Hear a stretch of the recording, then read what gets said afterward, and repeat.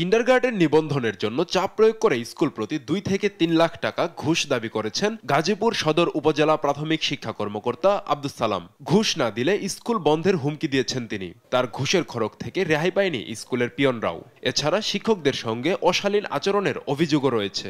উনি আমাকে বলতেছে যে আপনি তো আমাকে অফিস কিছু খরচ দিবেন, মানে 40,000 টাকা চাইছে, 40,000 টাকা চাইতে 5-6 হাজার টাকা কমতে পারি।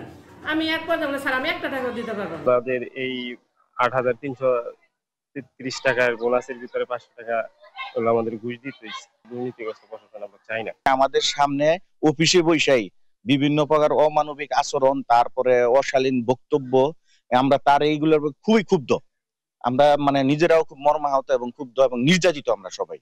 জেলা শিক্ষা অফিস সূত্রে জানা যায়, আব্দুস সালামের বিরুদ্ধে শিক্ষকদের কটূক্তি, শিক্ষক বদলিতে অনিয়ম, বেসরকারি বিদ্যালয় নিবন্ধন বাণিজ্য, বই বিতরণে অনিয়ম সহ নানা অভিযোগে কয়েক দফা সংবাদ সম্মেলন অনুষ্ঠিত হয়েছে। অভিযোগের প্রেক্ষিতে প্রাথমিক শিক্ষা অধিদপ্তর গেল 21 জানুয়ারি উপপরিচালক তৌহিদুল ইসলামকে আহ্বায়ক করে 3 সদস্য বিশিষ্ট তদন্ত কমিটি গঠন করে।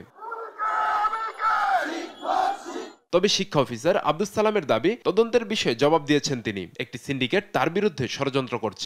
জেলা প্রাথমিক শিক্ষা কর্মকর্তা জানান, অভিযুক্তের বিরুদ্ধে তদন্ত টিম কাজ করছে। সুষ্ঠু তদন্ত সাপেক্ষে আব্দুস সালামের শাস্তির দাবি জানিয়েছেন ভুক্তভোগীরা।